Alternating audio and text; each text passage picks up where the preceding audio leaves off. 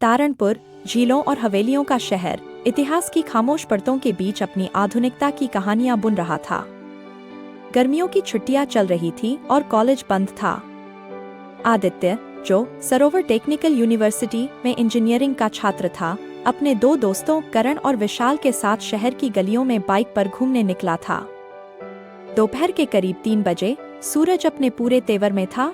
हवा में गर्मी की चुभन थी, पर युवाओं के जोश को वो रोक न सकी। उनकी बाइक पुरानी बाजार की तंग गलियों से होते हुए एक चौराहे पर रुकी। आदित्य की नजर वहां एक पानीपुरी की ठेली पर गई। एक लड़की, जिसकी उम्र लगभग 20 से 22 रही होगी, सफेद सुंदर सलवार सूट में खड़ी थी। उसके चेहरे पर थकान तो थी, मगर आंखों में आत्मसम्मान की चमक भी थी। नाम तो उस समय नहीं पता चला, पर कुछ था उसमें जो आदित्य को खींच रहा था। भाई, एक प्लेट खाएंगे क्या? करण ने पूछा। आदित्य कुछ नहीं बोला, बस उसकी निगाह उस लड़की पर टिकी रही। पानीपुरी खाते हुए उसकी नजरें बार बार ठेले वाली लड़की की तरफ उठती, फिर झट से वापस मुड़ जाती। लड़की ने एक हल्की मुस्कान दी, जैसे वो समझ गई हो कि इन लड़कों में से कोई एक उसे कुछ अलग नजर से देख रहा है। अगले दिन आदित्य फिर से वहीं पहुंचा। इस बार अकेला था। ठेले पर वही लड़की थी। उसने पानीपुरी ली, पैसे दिए और बिना कुछ कहे चला गया। अब ये रोज की बात हो गई थी। कभी बुक शॉप के बहाने, कभी पेन खरीदने के बहाने, कभी यूं ही वहां से गुजरना। लड़की भी अब पहचानने लगी थी उसे। जब भी आदित्य आता, वो हल्का सा मुस्कुराती, मगर कोई बात नहीं होती थी। सिर्फ नजरों का आदान प्रदान और दिलों की धड़कनों की आवाजें थीं, जो सिर्फ दोनों ही सुन सकते थे। एक दिन विशाल ने पूछा, भाई, क्या चक्कर है? तू रोज उधर क्यों जाता है? आदित्य ने धीरे से कहा, मुझे नहीं पता, बस वहां जाकर सुकून मिलता है। कॉलेज का समय फिर से शुरू हो गया था, लेकिन आदित्य के मन में अब सिर्फ किताबें नहीं थीं। अब उस लड़की की मुस्कान, उसकी आंखों की गहराई और उसके ठेले पर लगे गोलगप्पों की खुशबू भी शामिल थी। अंदर ही अंदर वो लड़की उसके दिल का हिस्सा बन चुकी थी, बिना एक शब्द कहे। पर आदित्य अभी भी कुछ कह नहीं पाया था। उसे डर था कहीं वो इनकार न कर दे, कहीं उसकी दुनिया में वो फिट न हो पाए। एक दिन जब वो पानीपुरी खा रहा था, अचानक बारिश शुरू हो गई। सब लोग इधर उधर भागने लगे। लड़की ने तुरंत अपना ठेला ढका और भीगते हुए ग्राहकों को पानीपुरी देना जारी रखा। आदित्य ने अपनी छतरी खोलकर उसके पास जाकर कहा, पकड़ो, वरना बीमार पड़ जाओगी। पहली बार उसने सीधे आंखों में देखा आदित्य की तरफ। आप क्यों रोज आते हैं? उसने पूछा। आदित्य एक पल को चुप रहा, फिर बोला, शायद कुछ बात है जो हर दिन खींच लाती है। शायद तुम। लड़की थोड़ी ढिचकी, फिर मुस्कुराई और कहा, मेरा नाम झिलमिल है। बस उस दिन से जैसे दोनों के बीच एक नया रिश्ता शुरू हुआ। अब सिर्फ निगाहें नहीं, थोड़ी बहुत बातें भी होने लगीं। आदित्य जानना चाहता था उसके बारे में। वो कॉलेज नहीं जा पाई थी क्योंकि घर की जिम्मेदारियां बहुत पहले आ गई थीं। पिता नहीं थे, माँ बीमार रहती थी। घर चलाने के लिए उसे स्कूल छोड़ना पड़ा और पानीपुरी का ठेला शुरू किया। आदित्य के लिए ये बातें किसी झटके से कम नहीं थीं। जो लड़की उसके दिल में बैठी थी, उसकी दुनिया इतनी मुश्किलों से भरी थी और फिर भी उसके चेहरे पर मुस्कान रहती थी। अब वो सिर्फ झिलमिल को पसंद नहीं करता था, उसकी इज्जत करने लगा था। वो सादगी में लिपटी हिम्मत उसे और भी खास बना रही थी। कुछ दिनों बाद कॉलेज में वार्षिक सांस्कृतिक समारोह की घोषणा हुई। पोस्टर देखकर आदित्य चौंक गया। प्रतिभागी सूची में एक नाम था, झिलमिल सेन। ये वही झिलमिल है? क्या वो गाएगी भी? आदित्य खुद से ही सवाल कर बैठा। वो तय कर चुका था, इस बार वो सिर्फ देखने वाला नहीं रहेगा। इस बार वो उसका साथ निभाएगा हर हाल में। कॉलेज का वह दिन कुछ खास था। हर कोना सजाया गया था, झंडियों, रंगीन बल्बों और खुशबूदार फूलों से। मुख्य सभागार में साउंड चेक चल रहा था। स्टूडेंट्स मंच पर प्रस्तुति की तैयारी में व्यस्त थे। वहीं दर्शकों की भीड़ धीरे धीरे इकट्ठा हो रही थी। आदित्य सबसे पीछे एक कोने में खड़ा था, मगर उसकी निगाहें मंच पर टिकी थीं। झिलमिल मंच पर आई। अब तक उसे सिर्फ ठेले पर पानीपुरी बनाते देखा था, पर आज उसके चेहरे पर आत्मविश्वास और आंखों में चमक थी। उसने गाना शुरू किया, लग जा गले। उसकी आवाज सभागार में गूंज रही थी। लेकिन तभी तकनीकी गड़बड़ी हुई, माइक बंद हो गया। भीड़ में हलचल मच गई। कुछ लोग हंसने लगे, कुछ ने सीटी बजाई, पर झिलमिल रुकी नहीं। उसने माइक किनारे रखा और बिना किसी साज के गाना जारी रखा। उसकी आवाज और भी स्पष्ट थी, और अब उसके सुरों में हिम्मत थी, जुनून था। आदित्य की आंखें भर आईं। ये वही लड़की थी जो रोज पानीपुरी बेचती थी, भीड़ में खड़ी रहती थी। आज उसी भीड़ के सामने गा रही थी, डरे बिना, रुके बिना। गाना खत्म हुआ, तालियों की गूंज हुई, मगर झिलमिल बिना किसी इटलाहट के मंच से उतर गई। आदित्य भीड़ में उसे ढूंढता रहा, पर वो दिखाई नहीं दी। उस रात आदित्य को नींद नहीं आई। उसके मन में झिलमिल के लिए इज्जत और भी बढ़ गई थी। अब वो सिर्फ आकर्षण नहीं था, वो एक गहरी समझ, एक जुड़ाव बन चुका था। अगले दिन वह ठेले पर गया, मगर वहां ताला लगा हुआ था। मोहल्ले के एक बुजुर्ग ने बताया, उसकी माँ की तबीयत बिगड़ गई है, अस्पताल ले गई है। बिना सोचे आदित्य सरकारी अस्पताल पहुंचा। पूछते पूछते एक वार्ड में गया जहां झिलमिल बैठी थी, और सामने बेड पर उसकी माँ। झिलमिल ने आदित्य को देखकर आश्चर्य जताया, आप यहाँ? आदित्य ने बस कहा, जरूरी था आना। क्या मदद कर सकता हूँ? झिलमिल की आंखों में कुछ पल को नमी तैर गई। शायद पहली बार किसी ने बिना स्वार्थ उसके लिए कुछ किया था। अगले कुछ दिनों तक आदित्य ने अस्पताल में मदद की, दवाइयों से लेकर रिपोर्ट्स लाने तक। उन दिनों में झिलमिल ने आदित्य को अपना सबसे करीबी दोस्त मानना शुरू कर दिया। एक दिन अस्पताल की कैंटीन में बैठकर झिलमिल ने कहा, तुम्हें ये सब करने की कोई जरूरत नहीं थी। तुम एक बड़े घर के लड़के हो। मेरी दुनिया अलग है। आदित्य ने उसकी आंखों में देखकर जवाब दिया, दुनियाएं अलग हो सकती हैं, दिल नहीं। उन शब्दों ने कुछ तोड़ दिया था झिलमिल के भीतर। वो अब खुलने लगी थी। अपनी मजबूरियां, अपने सपने, सब कुछ बताने लगी थी। कुछ दिनों बाद माँ को छुट्टी मिल गई। झिलमिल फिर से ठेले पर लौट आई, पर अब अकेली नहीं थी। अब आदित्य उसका साया बन चुका था। कभी हेल्प करता, कभी चुपचाप खड़ा रहता। उनका रिश्ता अब शब्दों से आगे बढ़ चुका था। अब वो एक दूसरे की जरूरत बन चुके थे। सर्दियों की शुरुआत हो चुकी थी। तारणपुर की गलियों में हल्की ठंडी हवा बहने लगी थी। सुबह सुबह की ओस अब आदित्य की दिनचर्या का हिस्सा बन गई थी। उसका हर दिन अब झिलमिल के आसपास घूमता था, कभी अस्पताल की दवाइयों की लाइन में, कभी एनजीओ के किसी प्रोजेक्ट की तैयारी में। एक दिन कॉलेज में एनवायरनमेंट क्लब की एक घोषणा हुई, झील पुनर्संरचना अभियान में छात्र वॉलंटियर्स की जरूरत थी। आदित्य का नाम पहले से ही सूची में था, लेकिन जब उसने देखा कि झिलमिल भी उसी अभियान से जुड़ रही है, तो उसके चेहरे पर वो खुशी थी जो शब्दों से बयान नहीं हो सकती। झील किनारे सुबह 7 बजे की टीम मीटिंग में दोनों मिले।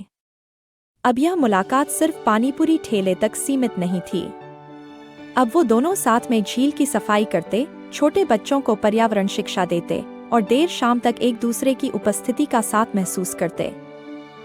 एक दिन झील किनारे बैठते हुए झिलमिल ने आदित्य से पूछा, तुम्हारा सपना क्या है? आदित्य ने मुस्कुराते हुए जवाब दिया, सपना ये है कि कुछ ऐसा करूं जिससे तुम्हारे जैसे लोग पढ़ाई छोड़ने पर मजबूर न हो। झिलमिल थोड़ी देर चुप रही, फिर धीरे से बोली, मुझे सिंगर बनना था, बचपन से। लेकिन हालातों ने पहले घर की जिम्मेदारी दी, फिर माँ की बीमारी। अब ठेला ही जिंदगी बन गया है। ने उसकी आंखों में झांकते हुए कहा, हर सपना एक दूसरा रास्ता मांगता है, और अगर कोई साथ हो तो रास्ता लंबा नहीं लगता। इसके बाद आदित्य ने अपने कुछ कॉलेज दोस्तों के साथ मिलकर झील स्वर नामक एक प्रोग्राम शुरू किया, जिसमें स्थानीय प्रतिभाओं को मंच दिया जाता था। कार्यक्रम की पहली प्रस्तुति के लिए आदित्य ने झिलमिल से गाने का अनुरोध किया। झिलमिल ने पहले इनकार कर दिया। बोली, अब वो वक्त निकल गया। आदित्य ने मुस्कुराकर कहा, वक्त नहीं गया, हिम्मत कहीं छुप गई है, उसे बस ढूंढना है। काफी मनाने के बाद झिलमिल तैयार हुई।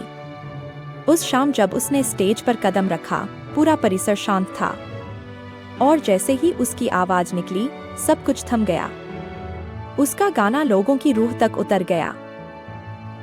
कार्यक्रम की सफलता के बाद एक स्थानीय रेडियो स्टेशन ने झिलमिल को साप्ताहिक गेस्ट सिंगर के रूप में आमंत्रित किया।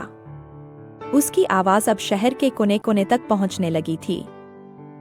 इस बदलाव के बीच आदित्य और झिलमिल का रिश्ता भी गहराता चला गया। अब वो सिर्फ एक दूसरे के साथ नहीं थे, बल्कि एक दूसरे की प्रेरणा बन चुके थे। लेकिन जिंदगी हमेशा आसान नहीं होती। एक दिन आदित्य के घर में चर्चा छिड़ गई। उसके पिता ने उसे बुलाकर कहा, तुम दिन रात कहाँ रहते हो? सुना है किसी पानीपुरी बेचने वाली के पीछे घूम रहे हो? ते चुप रहा। हमने तुम्हें इंजीनियर बनाने के लिए भेजा है, न कि किसी ठेले वाली से मोहब्बत करने के लिए। पिता का स्वर कठोर था। आपने शांत स्वर में जवाब दिया, वो सिर्फ पानीपुरी बेचने वाली नहीं है, वो एक कलाकार है, एक बेटी है, एक इंसान है जिसने हालातों से लड़ना सीखा है। पिता ने नाराज होकर कहा, या तो पढ़ाई पूरी करो और उस लड़की से दूर रहो, या फिर अपने लिए खुद ही रास्ता चुन लो। यह आदित्य के लिए सबसे मुश्किल पल था। एक ओर उसका भविष्य, दूसरी ओर झिलमिल। अगले दिन उसने झिलमिल से मुलाकात की और सब कुछ बताया। झिलमिल ने बहुत ध्यान से सुना, फिर कहा, तुम्हें कोई फैसला नहीं लेना पड़ेगा, मैं खुद ही दूर चली जाती हूँ। आदित्य ने उसकी हथेली थामते हुए कहा, मैं रास्ता चुन चुका हूँ, और वो रास्ता सिर्फ तुम्हारी तरफ जाता है। की आंखों में आंसू आ गए, लेकिन वो आंसू दुख के नहीं, भरोसे के थे। अब दोनों ने मिलकर एक नई शुरुआत की योजना बनाई। आदित्य ने कॉलेज में पर्यावरण जागरूकता को लेकर एक स्टार्टअप शुरू किया, जिसमें झिलमिल उसकी को-फाउंडर बनी। उनका काम धीरे धीरे लोगों का ध्यान खींचने लगा। झिलमिल अब सिंगर भी थी और समाज सेविका भी। उसने अपने पुराने मोहल्ले में लड़कियों के लिए एक संगीत सिखाने की छोटी सी पाठशाला भी शुरू की, जहां वो उन्हें आत्मनिर्भरता का पाठ भी पढ़ाती थी।